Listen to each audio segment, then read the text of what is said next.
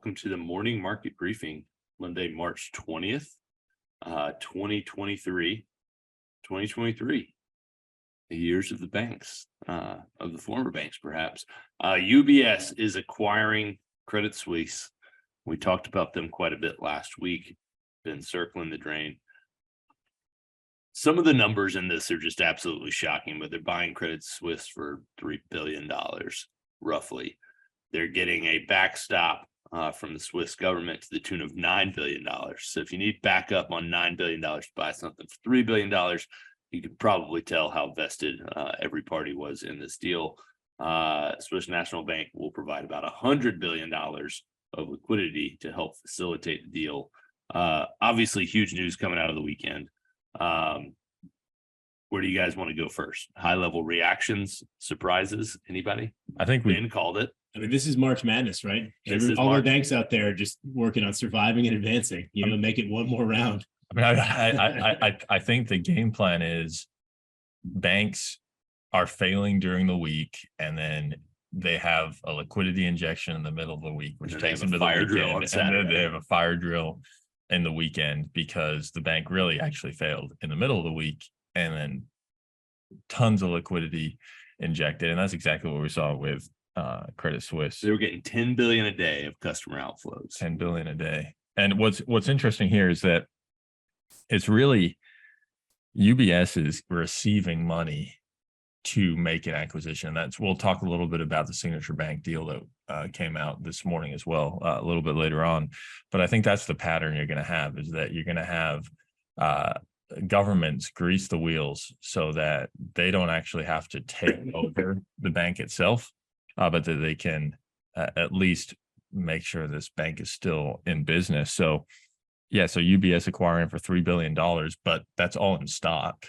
They're not actually giving up cash. And then the Swiss government's going to give them $9 billion in cash. And they're going to, and what you said, Andrew, $100 billion of liquidity. And then the Fed, what's also interesting is that it's an internationally coordinated effort with the Federal Reserve, Swiss National Bank, and I think 3 other national banks opening up those dollar swap lines. So typically you can swap currencies weekly with the Fed, but now you're going to be able to do that on a daily basis. So in this dash for liquidity, the Federal Reserve is trying to make international dollars a little bit more freely available, which I think is an important step. We saw this happen during COVID, and they're going to keep these daily lines open now through the end of April as well. Yeah, it's interesting. I mean, you always try to, anytime there's a deal, even if it's a deal under duress, you try to identify who the market perceives as the winner. There's really not a winner, at least from market reaction. Credit Suisse down 58%. UBS was down as much as 6%. It's come back a little bit, only down about 2% right now here in the U.S. trading. But it's essentially a forced acquisition and a forced sale involving not only the Swiss National Bank, but also a lot of easing of conditions for liquidity purposes, really from the Fed. Yeah. And I think some of the deal was precipitated even by the Saudis. The Saudi had injected a ton of money into Credit Suisse late last year. And stood to lose a ton of money. And so I think this was the reason they structured the deal this way was to give the Saudis a little bit back in terms of, thanks for doing this. You're basically getting all the money that we can afford to give you. And including, they're actually bankrupting the bondholders, some of the bondholders, which I think is a hugely significant development and makes these additional tier 1 capital bonds, or CoCo bonds. And Tom, maybe you can talk a little bit about this, but it makes them persona non grata because these bonds pay about 8 to 10%. They were issued at around 3 to 5%. Now they pay around 8 to 10%. But if I would say they don't pay anything now. I mean, if you're subordinated of the money you put in them, if you're subordinated to equity, then why would anyone at all want these bonds? So I think you're going to see a fire sale on this, which is going to require more additional capital, I would imagine, from the banks. Yeah, we actually looked when rates were at virtually zero, when we were looking for ideas of, how do we get some yield? How do we do it in a safe way? CoCo bonds came up. And so that is contingent convertibles, which is basically they pay a higher rate of income, and they're basically a pseudo bond. But the difference is that they're basically put in, I believe they're put in what they call Basel II, which was a series of laws in the UK that were passed to sort of put banks in a cleaner position going forward. But what they do is essentially, if the bank starts to hit the rocks and become less creditworthy, these will essentially convert from bonds into equities at a set price. And that happens when, certain equity levels are reached at the bank. If they reach a point where they really need a cash infusion, bang, your bonds go away. The bank gets money, you get stock. But the problem is, you basically have a built-in poison pill. And so you've got this thing that, sure, it's a bond instrument, but then it turns to equity, and then you're on the ladder below equity. And so you basically have no remuneration, which is why you would buy a bond. If you bought a bond, the bank goes, belly up, they start selling assets, you're going to get some sort of repayment. But in this, you basically, before that would even happen, you turn to stock goes away, you get nothing. So you get a little bit of extra income for a period of time, and then you lose all of your money. Yeah, so we're going to convert you at the worst possible moment. Yeah, at the worst possible price, at the worst possible moment when the bank is failing. And it seemed like a good idea at the time, because you thought, oh man, the bank will get this sudden injection of cash. They'll be able to weather the storm and they'll be back in business. But in reality, everyone just gets wiped out. And so ultimately, we chose not to buy these. We looked at them, turned them over a million times, thought, maybe this is a good idea, maybe this isn't, and then ultimately decided to stay a little bit more vanilla in our bond purchases, when things were really low. So good no buy both boys, but we're always turning over rocks, and this is a very unusual instrument, and we can see why now they don't necessarily work as planned. And ultimately, I think it was an easy decision to make when we actually made the decision, and it was because we just don't want to sign up for these types of losses at these moments. We'll take a little bit less to have staying power, and I think that's kind of emblematic of what we want to do on the equity side and fixed income side in portfolios overall. And so thankfully we weren't in there, but I'm wondering if we're going to see some lawsuits as a result of this. There are $250 billion, not at Credit Suisse. There's $17 billion at Credit Suisse in these types of bonds, $250 billion overall in these bonds held by pension funds, insurance companies. And I'm curious to see if we have some shareholder lawsuits coming on from either shareholders who felt aggrieved, like the Saudis, or from holders of these debt instruments. I just think that there are a whole bunch of, circumstances that are being called into question out of the need or apparent need to bail out Credit Suisse here, where you had a lot of people lose a lot of money overnight without any say. And basically the legal justification for that is it was required, we're preventing a systemic risk, which I think ultimately can become pretty dangerous for governments to invoke too frequently. I'm interested to see, we need to go look. I actually was looking at this the other day, which is who are the largest holders of SVB, First Republic. And if you look around a lot of these stocks, and I imagine also these CoCo bonds, BlackRock is holding the bag on a lot of this stuff. I mean, BlackRock was owned over 10% of First Republic, over 10% of SVB. Vanguard was up there with double digits in a lot of these. And if they're also running the debt side, I mean, BlackRock is a bond manager, by history. They're probably owning quite a bit of these CoCo bonds. They're probably owning a lot of these Credit Suisse bonds. So it's very interesting. I wonder what the knock-on effect is there in terms of people who are holding ETFs, people who are holding bond funds that don't know what they own. They've got a big share of this, and they're going to see some very large paper losses when NAVs adjust, which is, we always talk about owning individual stocks. Like, it's very easy to not own Credit Suisse if you own individual banks.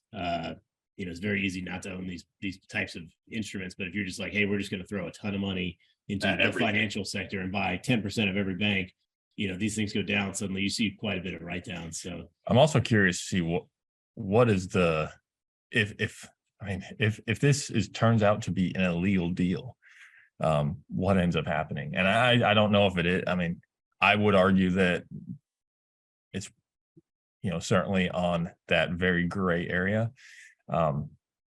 But I mean, if it were to be an illegal deal, what would happen? I imagine it would just be some financial remuneration versus actually trying to reverse it out. But and who would get paid? Who would do the paying? There's no way they reverse it out because an incredibly authority is going to complex. come in that's above the players that are already involved and say, Yeah, hey, I would have to be at some international court. Yeah. They're the IMF or somebody. I don't Yeah. even know Yeah. who that would even fall under their jurisdiction. So Like, You yeah, go ahead, Andy. Credit Suisse, investment bank, probably going to be chopped up quite a bit, I would argue. Big layoffs were already planned, probably getting more. Meanwhile, the new UBS is open for business, I guess, as of right now.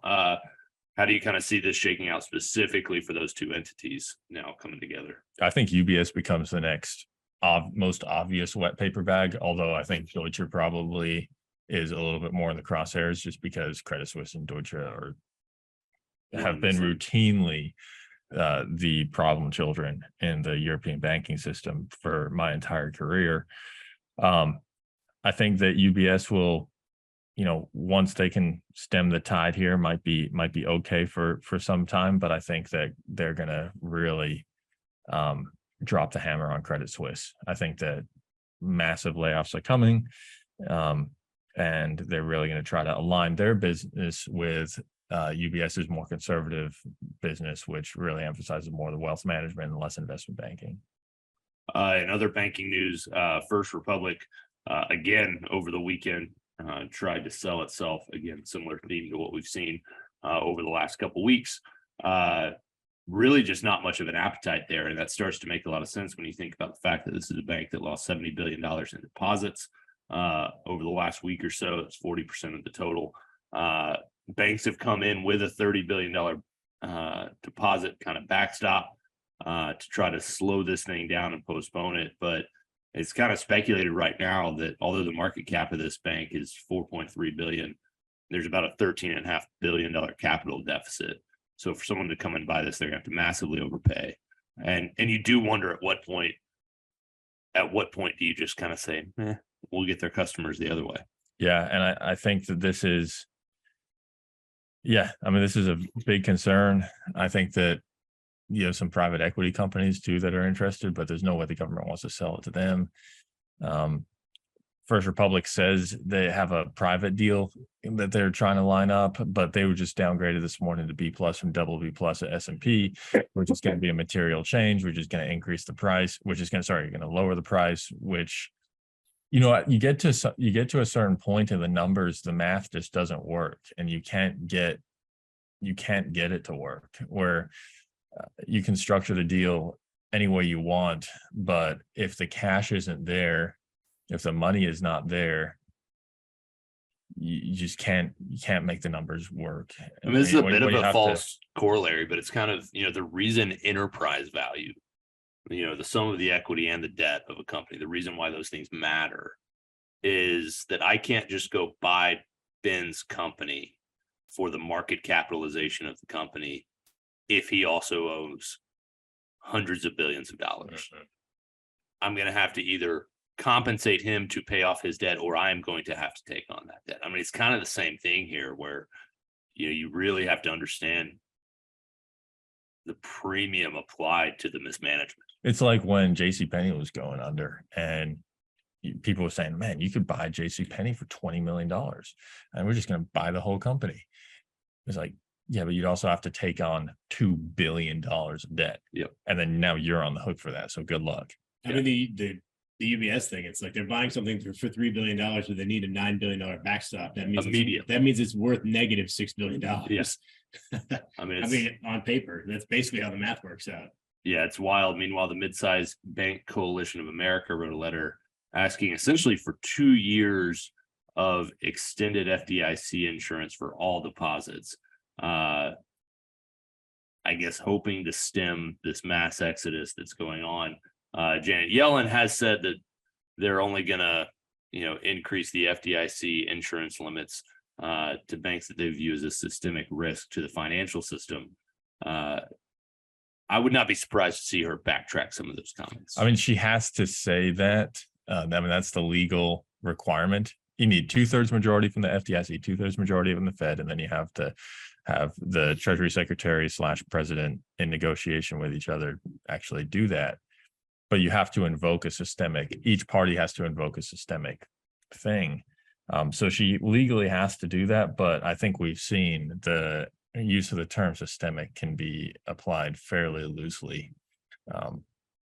If you're looking at Silicon Valley Bank, Signature Bank, where both of those were used. Yeah, I mean, the irony, I mean, we talk about contagion, but not to make it sound rosier than it is, but we're not talking about more banks than we were this time last week. I mean, we've been talking about Credit Suisse for years. Like, how long are they going to make it? How are they still in business? And we said it last week, if they make it through this, I'm really curious as to how and why they were able to do that. But I think they're going to kind of use those labels as they want to use them. We are seeing some shift in sentiment. And the longer this story goes on, the more you get kind of front page coverage, not just financial news coverage. So we have seen a slowdown a little bit in airline bookings, seeing some things like that. What else are you guys hearing or seeing? I mean, I think the big thing now is going to be lending standards. I think the weird thing about this is that it has almost nothing to do with the types of securities that the banks bought, but there's a lot of chatter now about, oh, we need to crack down. There's a lot of finger pointing about who rolled back what regulations. And so I think that, the easy way for, sort of the political landscape to save face to be like, well, we need to crack down on these horrible banks and we need to increase lending standards. And so that means it's probably going to slow the housing market even more. If it's harder to get a mortgage, even at these levels, we're going to see a slowdown there. But also, when I think about all the fast and easy money that was flowing around, pre-pandemic, where you could, buy a grill, buy a Traeger, you can finance it for 72 months at, 2%, or all these Affirm things where you can pay, with no interest over a period of time. I think that a lot of these things are suddenly going to start to blow up. People who have extended out credit for a really long time. But not only that, I think they're going to go away. You're not going to be able to do these things where you're financing a pair of shoes for 18 months. The banks don't have the money to lend you. Yeah. So when there are tons of deposits out there, the banks had all this money and they needed to get it. So some people invested available for sale securities, others lent fixed rate loans for 72 months to buy a new truck at 2.9%. Well, now the banks don't have any money. There is no money out there to lend. So they're just not going to lend it. They have the portfolio they want. It's like if we're 100% invested for someone and there's a great opportunity, well, we either have to sell something to buy that, but the money's not materializing in out of thin air. In fact, it's going the other way. People are actually taking money out. So we have to sell more than we're buying.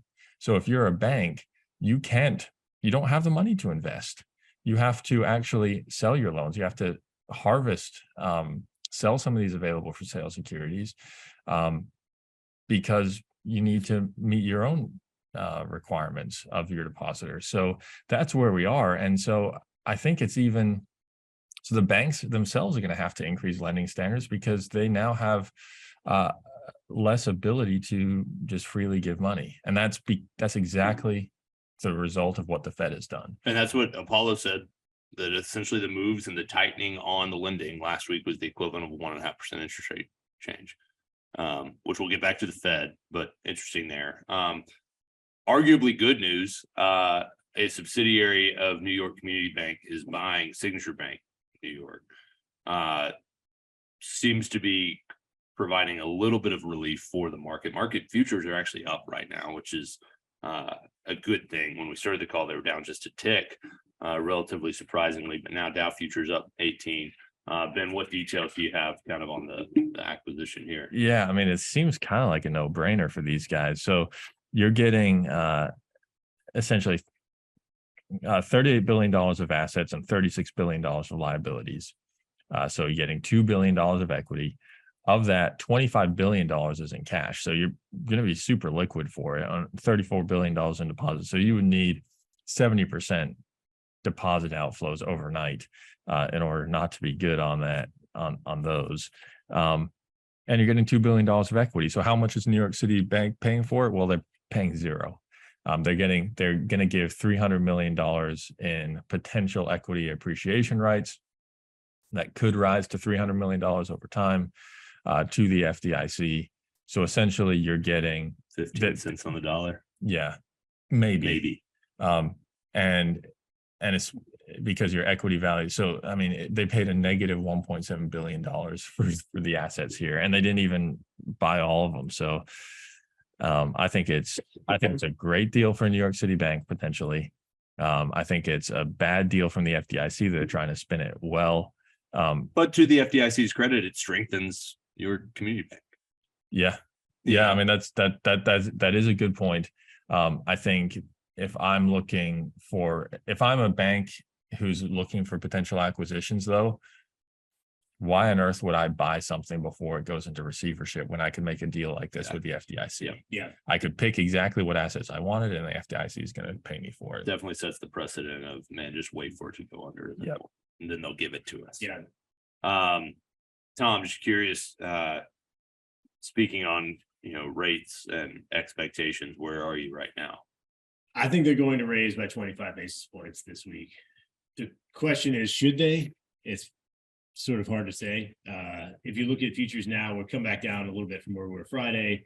We're probably looking at 1, maybe 2. If you looked at it on Friday, it was definitely 2, I think. I think we've all kind of accelerated the timeline here. I think that the potential for cuts is definitely on the table now. I think just the way we've seen the banks affect the sentiment within the market. I think for a while there, it was like, this thing's going to keep going come hell or high water. We're just raising rates. It's not that big a deal. And I think we've kind of gotten to the point where, we've said all along the way the Fed was going to raise until something broke. Well, now we're starting to see not just breaking here, but breaking elsewhere. We're seeing a potential for, a lot of bank runs, a lot of contagion. And so I think that sets the stage for a potential pivot, which,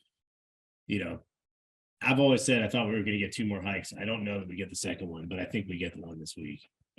Obviously, a lot could change. We're going to get a lot of data between now and the next hike. We could completely stave off this, the contagion on these banks and more banks going under. But I think the table is set for a slowdown. I think all the things we talked about today, the potential for less money being lent out, the potential for people being really worried about if their bank's going to go under, they're going to take their money, they're going to put it in the safest spot, and they're going to hold on to it, and cash is going to be king.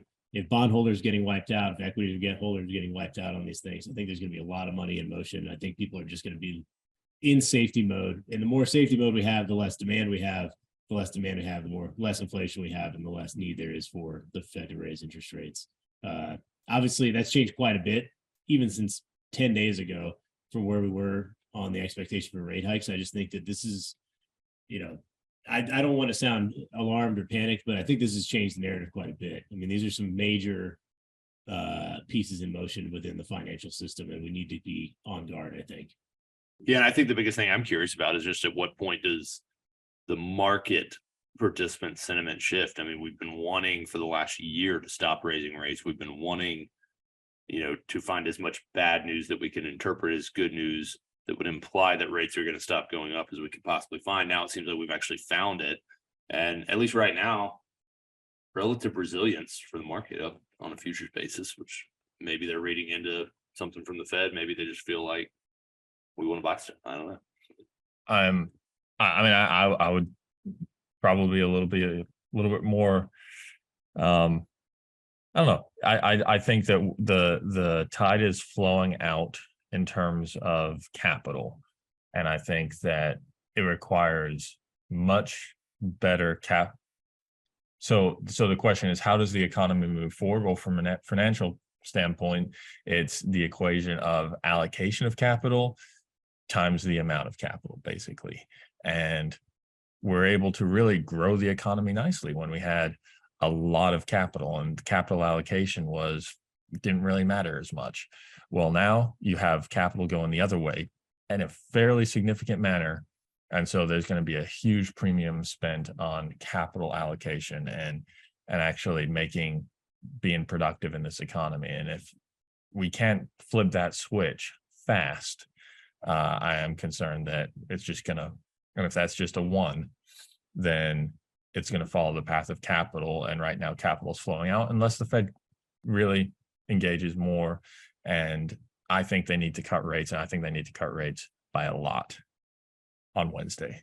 but I bet they're not going to. Yeah, they're definitely not. They're not going to. I think a pause is as good as you'd hope for. Yeah, And I ultimately think a pause, if they pause, that's going to be the worst potential outcome, because that shows that they have They're no idea feckless. what they're going to do. yeah. And you're still digesting rate hikes from the end of last year. So, And to kind of reset, I mean, when we went to that conference in Austin, and we saw Brian Westbury talk about how they printed all these dollars, but the difference between printing dollars and destroying dollars is you can't really destroy them, because once you print them, they go into people's bank accounts. They flow to all these different investments, and it's out there sloshing around the economy. Well, in my mind, banks failing is dollars being destroyed, right? And that's really ultimately what they wanted, and now we're here, right? I mean, they printed too many dollars. They can't go out there and take them from you. But if banks start blowing up and those dollars go away, that has a net effect on the number of dollars in circulation. Yeah. If they're not insured, they just go away. It at least slows them. Yeah, and so I think that's ultimately what needed to happen. Is it the nicest way for it to happen, and it doesn't feel good and hurts the economy? Everyone is a little worried about banks now, but ultimately, the amount of dollars floating around has contracted significantly in the last week, and ultimately that's what the Fed needed to do. But that's where I wonder if it actually has on the net, just given Yeah. some of the liquidity they've juiced right Yeah, back. the question is how much Yeah. money they print to replace Right. that. Hopefully less than they destroyed. Yeah. But Interesting data point, just to wrap it up here. Sorry, the call's been long, but the iShares US Regional Bank ETF up 3% pre-market. So crazy. I think New York City, I mean, so people are finding good news where they can find it. I think Yeah. I think the big tell today will be First Republic FRC stock versus NYCB stock, and NYCB obviously benefiting really nicely from that deal. First Republic, can they get the deal? Those will be the two First Republic to watch. down 18%.